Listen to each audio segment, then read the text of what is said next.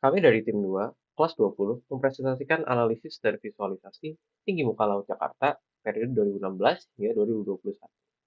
Sebelum masuk ke materi, izin memperkenalkan anggota kelompok kami, yaitu Alvino, Naufal, Trinity, Aiskia, Colin, dan Nabil. Singkat saja perkenalan kami, langsung masuk saja ke topik awal oleh Alvino. Oke, jadi selanjutnya adalah bagian latar belakang. Latar belakangnya adalah pemanasan global akibat perubahan iklim menyebabkan naiknya permukaan laut karena mencairnya es di kutub dan pemuaian air laut. Kenaikan ini berdampak besar di daerah pesisir. Untuk memantau perubahan ini, kita bisa mengamati ketinggian air di sekitar pompa air dekat pantai. Namun, perubahan ketinggian air yang terukur tidak selalu berarti permukaan air laut yang naik. Bisa jadi disebabkan oleh penurunan muka tanah akibat aktivitas manusia seperti pengambilan air tanah dan pembangunan. Oleh karena itu, penting untuk membandingkan data ketinggian air dengan data penurunan muka tanah. Data ini tentunya sangat penting untuk perencanaan infrastruktur di wilayah pesisir. Dengan begitu, kita bisa lebih memahami interaksi faktor lokal dengan perubahan iklim global. Penelitian ini memiliki beberapa rumusan masalah. Jadi yang pertama itu apakah terdapat tren kenaikan ketinggian muka air di beberapa pintu air di wilayah Jakarta selama periode 2016 hingga 2021. Yang kedua, sejauh mana penurunan muka tanah turut mempengaruhi perubahan ketinggian muka air yang terukur di lokasi-lokasi tersebut. Yang ketiga, apa kesimpulan yang dapat ditarik mengenai fluktuasi muka laut berdasarkan analisis statistik data yang diolah. Sebelum kita masuk ke pembahasan data, saya akan menjelaskan terlebih dahulu bagian kajian teori sebagai dasar dari studi ini. Kita mulai dulu dari ketinggian muka laut. Ketinggian muka laut adalah ukuran seberapa tinggi permukaan laut dibandingkan titik acuan tertentu. Di slide ini, kita bisa lihat grafik yang menunjukkan tren kenaikan muka laut global. Garis tren hitam menunjukkan bahwa permukaan laut makin lama makin naik. Salah satu penyebab utamanya adalah mencairnya es di kutub dan pemanasan suhu laut. Lalu, bagaimana cara kita tahu tinggi permukaan air itu naik atau turun? Ada dua metode utama. Yang pertama ada pelampung atau float. Pelampung akan mengikuti naik turunnya air, lalu perubahan ini diteruskan ke alat ukur. Lalu yang kedua ada gelembung udara atau bubble gauge. Alat ini menyemburkan gelembung dari pipa dasar yang dijadikan patokan tinggi air. Kalau tadi kita bahas laut yang naik, sekarang kita lihat tanah kita yang justru turun. Penurunan muka tanah terjadi karena pengambilan air tanah berlebihan dan beban bangunan berat.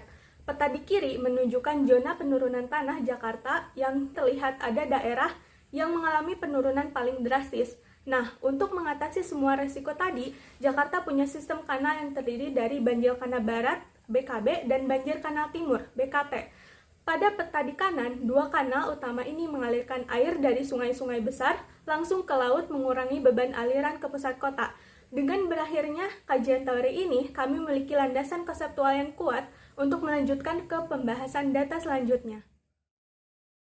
Dataset dari kelompok kami berjudul Data Tinggi Muka Air di Provinsi DKI Jakarta pada tahun 2016 sampai 2020. Dataset ini meliputi 25 stasiun monitoring serta 4 diantaranya berada di pesisir serta dapat dipakai. Namun, dataset yang kami miliki masih bersifat kurang lengkap karena terdapat banyak tanggal, nama pintu air, serta nilai ketinggian yang hilang atau bermasalah. Selain itu, terdapat juga kolom data yang mirip, namun tetap bervariasi karena terdapat 5 dataset. Dataset yang kami miliki masih bersifat kurang lengkap karena terdapat banyak data yang kosong, data yang double, ataupun data-data yang bersifat janggal. Oleh karena itu, kita perlu melakukan pembersihan data atau data cleansing, yaitu 1. Data yang kosong, sekitar 8,24% data tidak dapat dipakai untuk analisis karena datanya kosong. Kemudian, yang kedua, terhadap data yang salah atau error. Sebagai contoh, dari data yang kami miliki, data terdapat tanggal yang salah atau janggal. Sekitar 4,19% data tidak diketahui nilai yang sesungguhnya. Yang ketiga, terhadap data duplikat. Data duplikat artinya data dengan angka atau data yang sama, sehingga disebut data duplikat. Dari 239.162 baris data bersih, sekitar 32,44% duplikat dan harus dibuang. Dilanjutkan dengan analisis statistik deskriptif. Di kanan dapat dilihat tabel lengkap yang berisi ukuran pemusatan dan penyebaran untuk tempat data yang relevan. Yang perlu diperhatikan di sini adalah periode dan jangkauan data. Jangkauan menunjukkan bahwa pasar ikan dan Tanjungan keduanya memiliki deteksi anomali yang besar, yaitu tinggi air yang hampir mencapai 16 meter di sekitar Agustus tahun 2018. Untuk penyebaran, dapat terlihat bahwa Marunda dan khususnya Tanjungan memiliki pencilan yang sangat banyak, dan diikuti koefisien variansi yang tinggi menunjukkan bahwa sebaran keduanya tidak bersifat normal.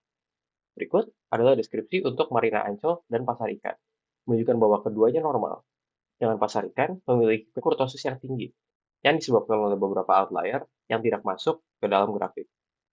Lalu, dapat dilihat bahwa Tanjungan memiliki distribusi yang sangat tidak normal, dan begitu juga dengan Marunda.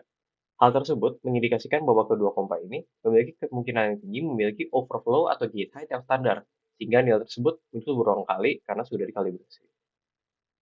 Sekarang masuk ke perbandingan land subsidence yang kami ambil dari 3 sumber.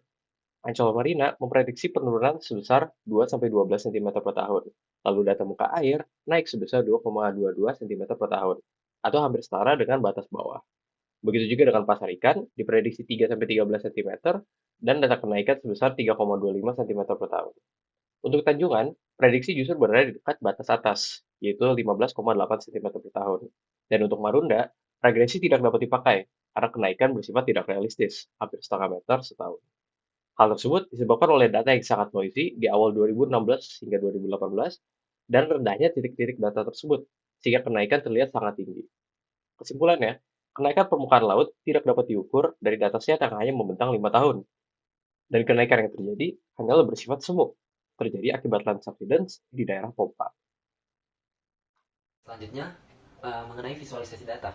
Data di sini kami menggunakan data 4 pantai. Dari keempat lokasi tersebut, kami melakukan korelasi 2 variabel dan menciptakan 6 scatter plot, di mana data korelasi yang paling tinggi menunjukkan korelasi kuat menggunakan korelasi Pearson itu adalah Marina Ancol dan pasar ikan dengan nilai 0,6643. Sementara untuk korelasi yang paling lemah itu pada Marina Ancol dan Tanjungan, yang mengindikasikan bahwasannya ada faktor lokal di pantai Tanjungan seperti sungai atau kanal yang lebih dominan.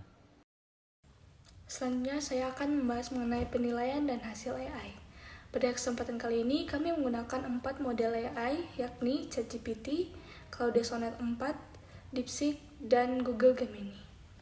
Pada keempat AI ini, kami melakukan perintah yang sama untuk membuat visualisasi histogram, analisis distribusi, serta grafik time series dengan regresi linear.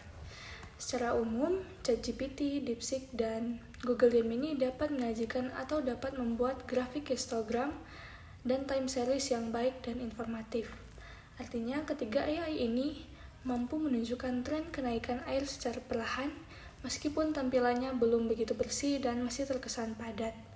Selain itu, sebagian AI ini juga dapat menampilkan elemen-elemen statistik berupa mean atau rata-rata, standar deviasi, dan regresi linear untuk mendukung dan memperjelas analisis tersebut. Namun, di samping itu sangat disayangkan bahwa Claude Sonnet hanya mampu memvisualisasikan grafik histogram, tetapi gagal dalam memvisualisasikan time series-nya dengan baik. Kesimpulannya, semua AI punya kemampuan dasar yang sama untuk memproses dan memvisualisasikan data. Namun hasil akhirnya dapat saja berbeda tergantung pada kelebihan AI tersebut. Dalam hal ini, Claude lebih cocok untuk analisis statistik, ChatGPT dan DeepSeek untuk eksplorasi tren, sedangkan Gemini unggul untuk mengkomunikasikan data secara visual.